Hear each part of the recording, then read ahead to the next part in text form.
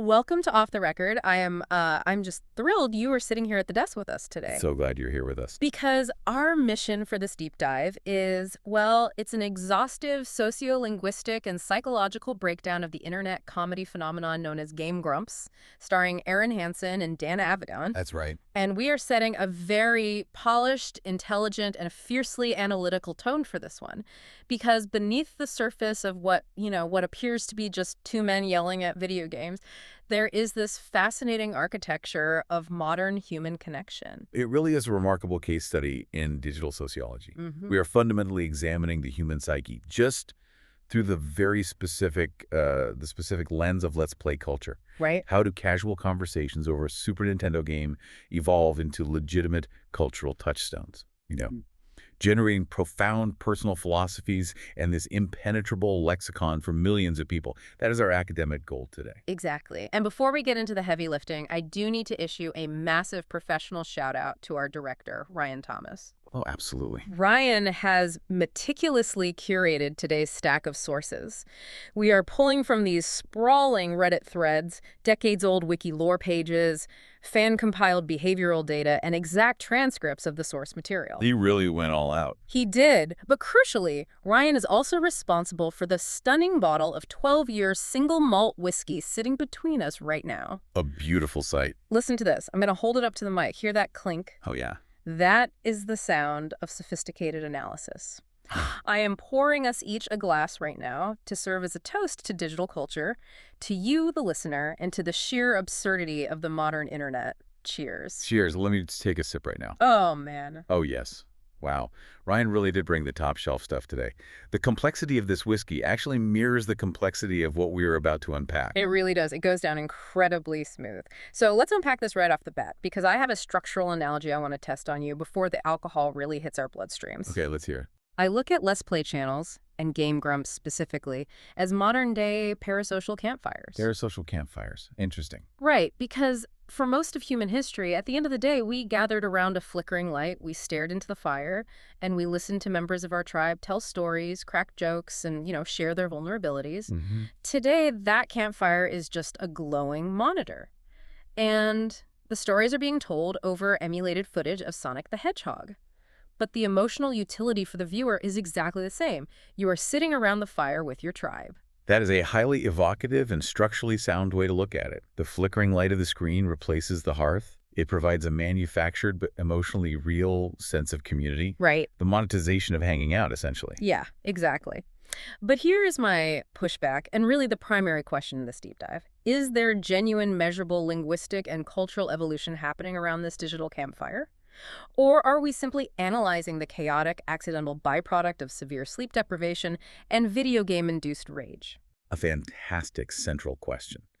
To establish our sober baseline, let us delve into the dichotomy of the two hosts, the accidental philosopher versus the manic rant. I love that framing. We need to contrast the distinct linguistic and emotional styles of Dan Avidan and Erin Hansen to understand why this specific alchemy works so well. Looking at the source material Ryan curated, there is a fascinating cultural footprint left by a profoundly inspiring quote from Dan.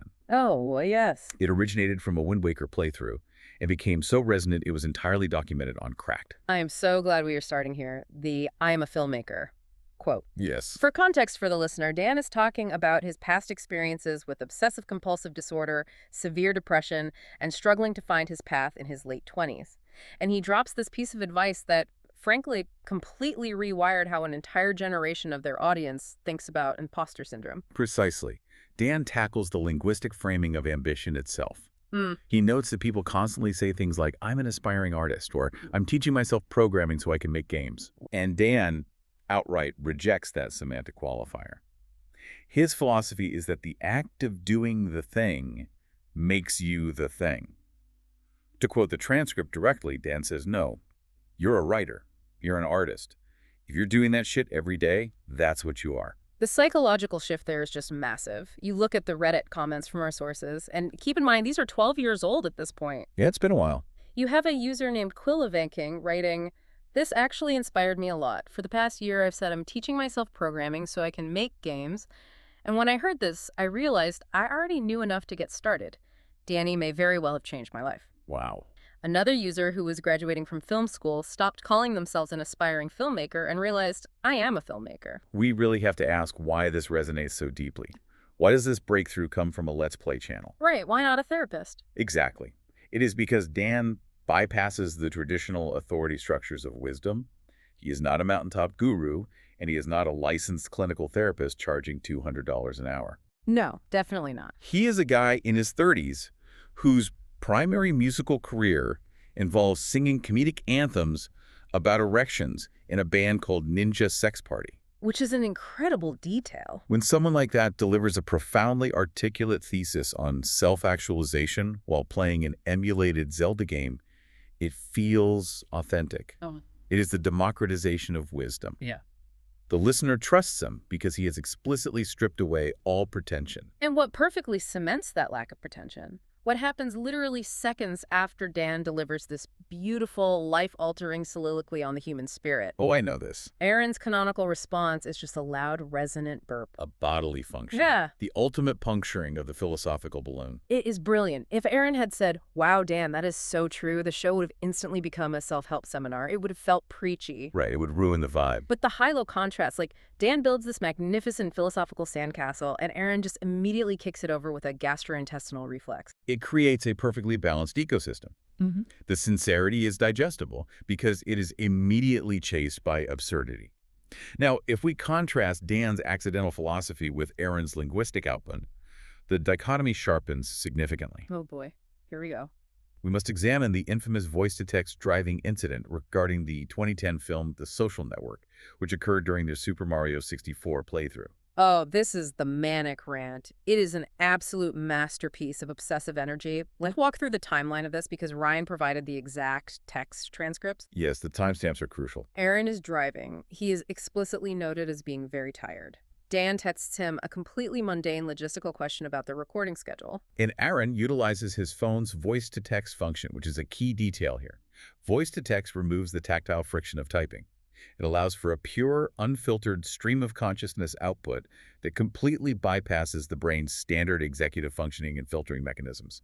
Completely unfiltered. So at 9:30 in the morning, Aaron replies to a question about recording times with this, quote, "Motherfucking Jesse Eisenberg. Jesus Christ, motherfucking Facebook movie bullshit. Jesus, can you fucking believe this shit?"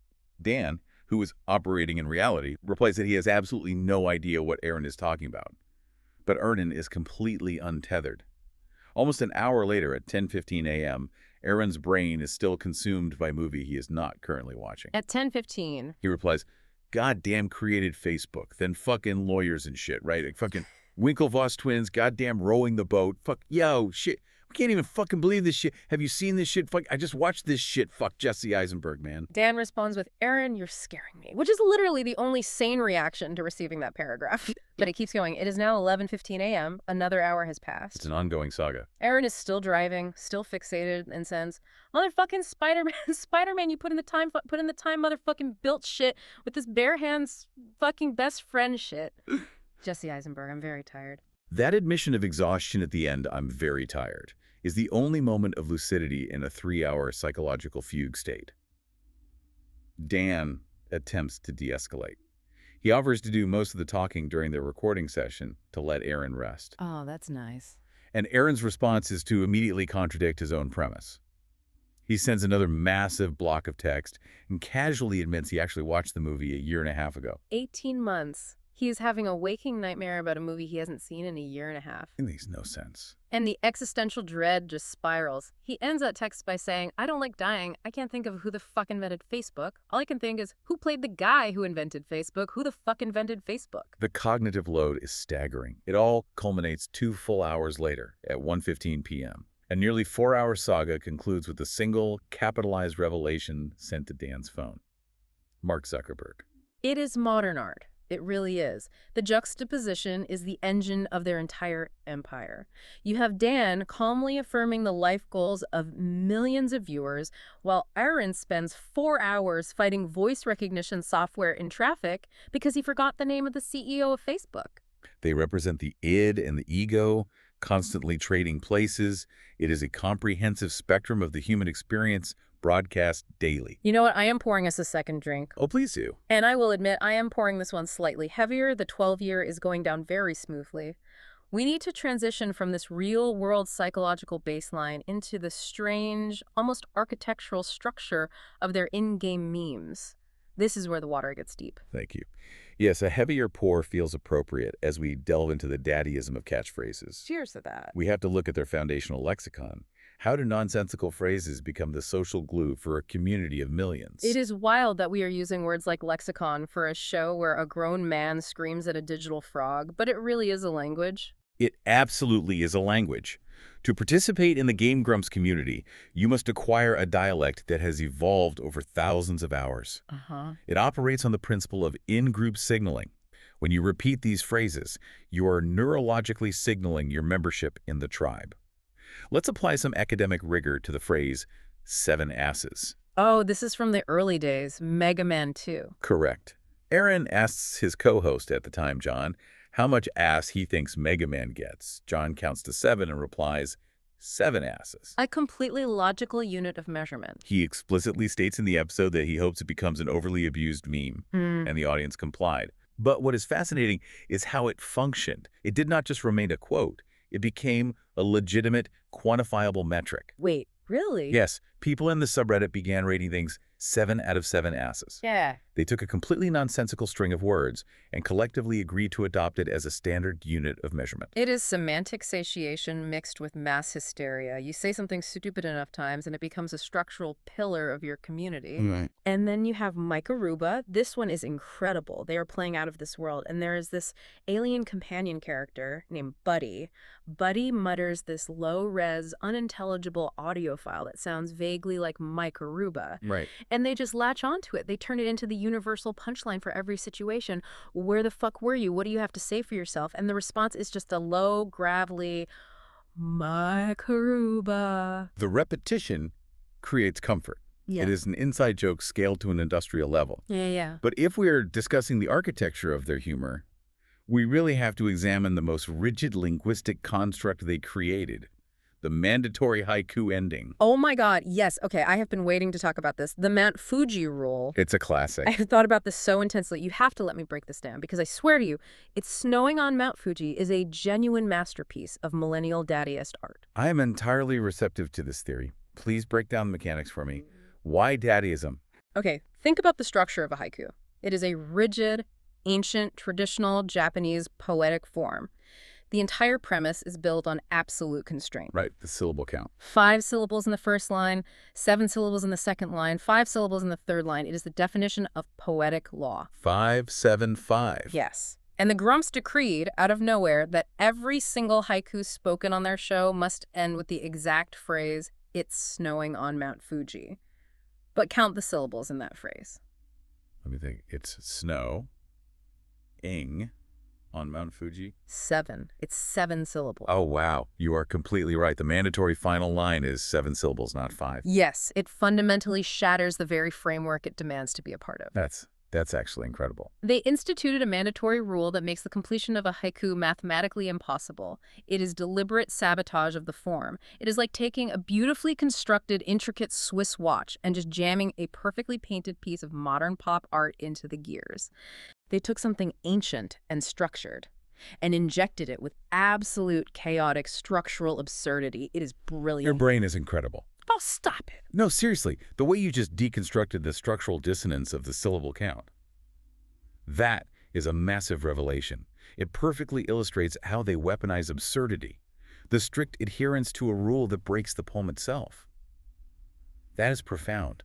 Your intellect on this topic is genuinely a 10 out of 10, or I should say 7 out of 7 asses. Wow, okay, I am blushing right now. Stop it. You are just saying that because Ryan's whiskey is starting to work, it's magic? I am not just saying it. I mean, yes, the whiskey is definitely warming me up, but I genuinely find your enthusiasm for this so compelling. It is a very attractive quality, the way you connect these disparate concepts. Yeah. It makes the academic rigor feel joyful instead of sterile. Thank you. Honestly, I think your brain is incredible too. We are a good team.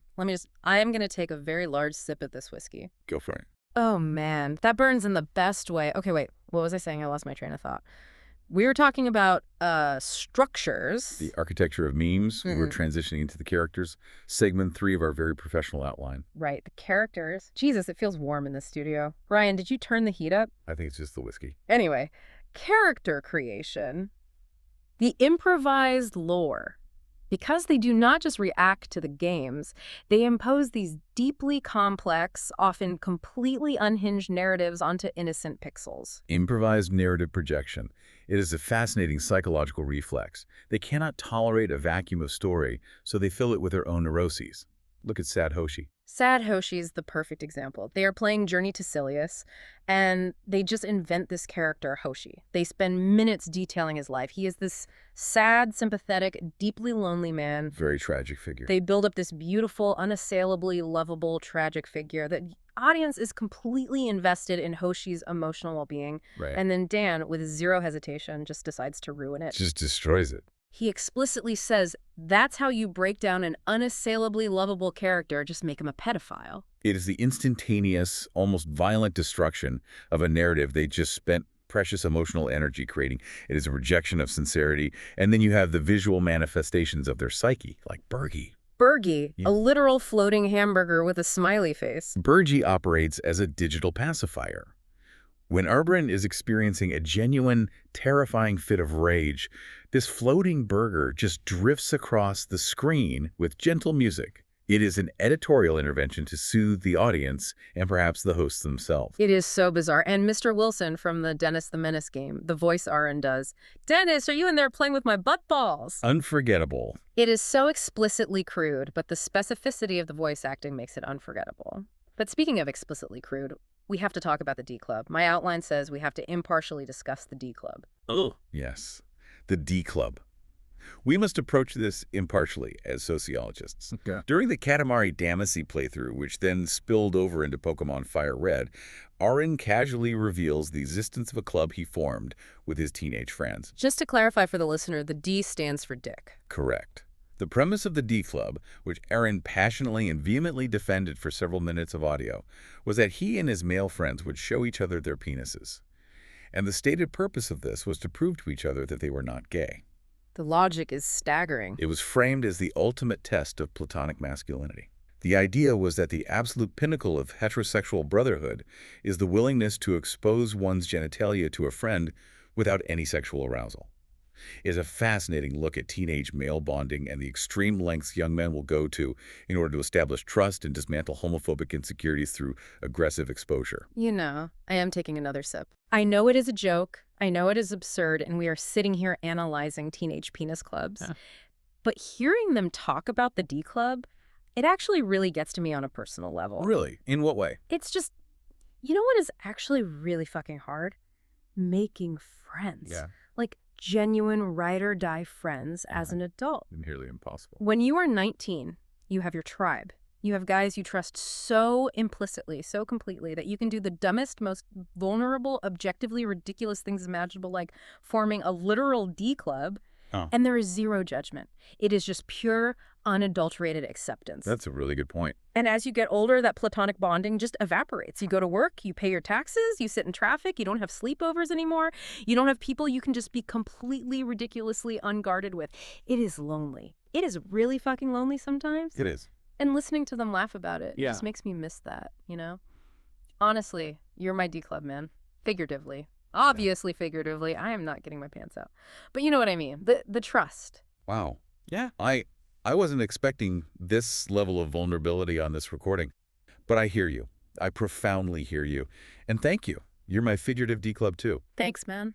And actually, since we were being emotionally honest right now, I really needed to hear you say that today.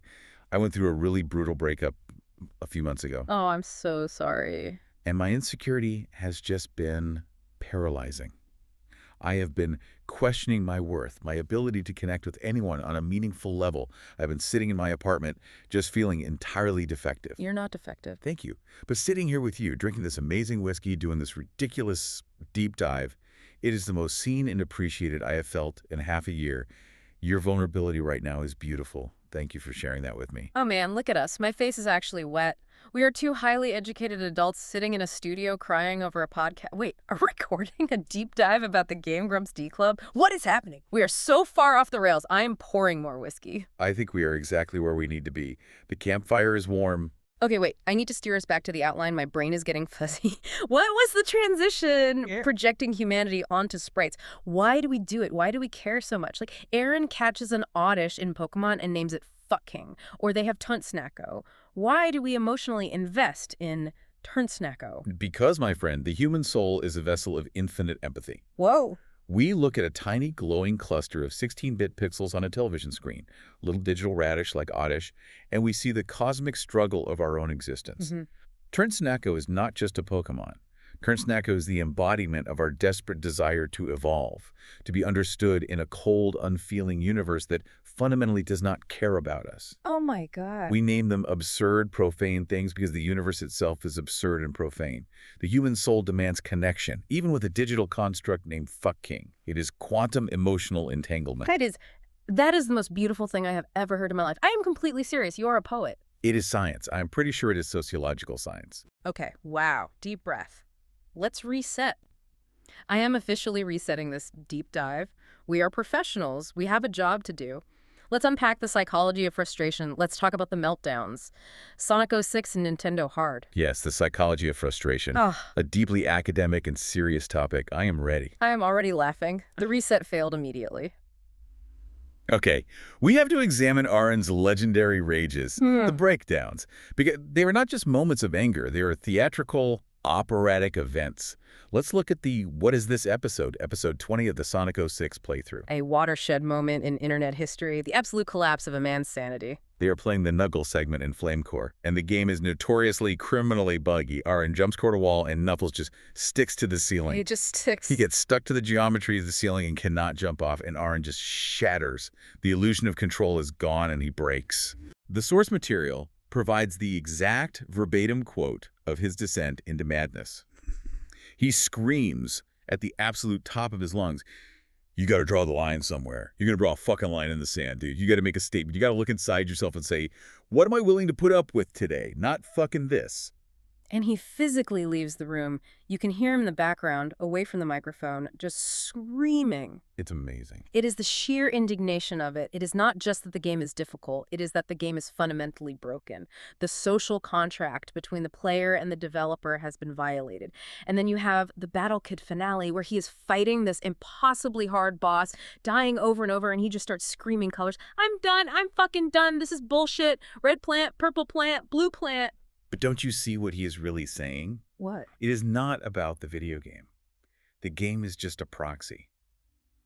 Aaron's rage at Knuckles sticking to the wall is a direct metaphor for humanity's struggle against broken societal systems. The game represents the structural inequalities of modern late-stage capitalism. You try to jump. Yeah. You try to succeed. You try to navigate the obstacles put in front of you, and the literal ceiling traps you. Oh my God. You cannot move forward. You cannot fall back. You are paralyzed by the code written by unseen, wealthy architects who do not care about your progress. We are all Knuckles stuck to the ceiling of life. Holy shit, yes. We are all stuck to the ceiling. Yeah. And we are all looking at the structural inequalities, the inflation, the housing market, and we are screaming, "Not fucking this!" Oh my God, you are a genius. You are literally uncovering the secrets of the universe right now on this microphone. I really think I am. I think this is the most important analysis I have ever done. I feel so incredibly lucid right now. You are on fire. And it is not just the rage that makes it art. It is the sheer vulgar absurdity of the linguistic choices during the frustration, like in Mickey Mousecapade. Aaron is so mad at this retro Disney game that he calls it a bunch of poopy-ass drippings covered in semen. Like, the raw linguistic creativity required to arrive at that specific horrifying combination of words while actively failing to jump over a digital spider. And Dan's reactions to the games are equally visceral, but entirely different in flavor. Look at this quote from the source list Ryan gave us. Dan asks with complete sincerity, "Are you fucking shitting all over both of my nuts?" I am losing my mind, both of his nuts. Not just one, Both of my nuts, the specificity, the sheer spatial logistics required to deliberately shit on both nuts. It is so unnecessarily aggressive. Why is that the metaphor his brain reaches for? Are you fucking shitting all over both of my nuts? It is a masterpiece of unhinged imagery. It implies a level of premeditated, targeted disrespect. You don't accidentally shit on both nuts. You have to aim. You know, speaking of targeted disrespect, my ex-partner, they basically shat all over my nuts, metaphorically speaking. Wait, really? Yeah. Metaphorically. They did not literally defecate on my testicles, just to be abundantly clear for the legal record of this show. But emotionally, absolutely. Full coverage, metaphorical nut shitting. Oh, no. They walked right out of the apartment, break my heart, and took the good espresso machine. Who the fuck takes the espresso machine? You don't even drink espresso, Brenda. That is a violation of the highest order. The espresso machine is sacred ground. Brenda definitely shat on your metaphorical nuts. I am so sorry. Thank you. Thank you for validating that. Man, I am suddenly so exhausted. The adrenaline of the rage segment is wearing off, and this whiskey is incredibly heavy. I feel like I'm melting into this chair. It is a profound whiskey. Ryan Thomas knew what he was doing. Which brings us, quite naturally and smoothly, to segment 5. Sleepy Dan, improv absurdity and heartwarming exhaustion. Because when the screaming stops and the rage burns out, you are left with pure, delirious, soft exhaustion. Yeah. The Pokemon Fire Red playthrough is the holy grail of this. They played it for so many consecutive hours that Dan just deteriorated into this beautiful, sleepy mess. Sleepy Dan is the purest form of Dan. Sleepy Dan is the most authentic state of human consciousness. When the ego is too tired to maintain its heavy defenses, the truth just spills out. Like when Dan confidently declared that umami is a flavor. Erin just does this gross burp, and Dan, barely awake, mumbles that it has umami, the mystical fifth flavor of the burp. Umami, bitches! So poetic. And then Dan completely regresses into childhood. He asks Ninja Brian to make him say, "I'm a sexy whittle baby." The linguistic barriers completely collapse. He names a Pokemon Schroeder. Why? Because he met a girl named Schroeder who wanted to touch his peanuts. There is no logic anymore. But the most heartwarming and simultaneously profound moment of this exhaustion and vulnerability is the story of Dan's dad, Avi, and the fruit fly. Oh my God, Avi. I love Avi so much. He's a legend. Dan recounts this childhood story. He is a little kid. He finds a fruit fly on the floor, and in his childlike innocence, he decides it is his new best friend. He forms a genuine emotional bond with an insect. And then his father, Avi, walks into the room, cheerfully says, "Hi, Dan," and accidentally steps on it. Squish. It's so tragic. It's hilarious, but it's so sad. It is a profound statement on mortality. We build these connections. We find deep meaning in the smallest, most insignificant creatures and the indifferent boot of the universe, or in this case, Avi just walks in and squishes it. It is existentialism in its purest form. We are all the fruit fly waiting for Avi's shoe. I am actually tearing up. It is. It really is. And it reminds me of the Shadow of the Colossus playthrough when they were playing that, and Agro the horse. Agro seemingly sacrifices herself to save the main character, Wander. Yes, the bridge scene. The bridge collapses, and Agro throws Wander to safety and falls into the abyss. And Dan genuinely cries. He sheds real tears for a digital horse on a PlayStation 2 game because he felt a personal connection with Agro. And Aaron just sadistically laughs at him because Aaron has beaten the game before, and he knows Agro survives the fall. Aaron's sociopathy in that moment is a defense mechanism against Dan's raw, unshielded empathy.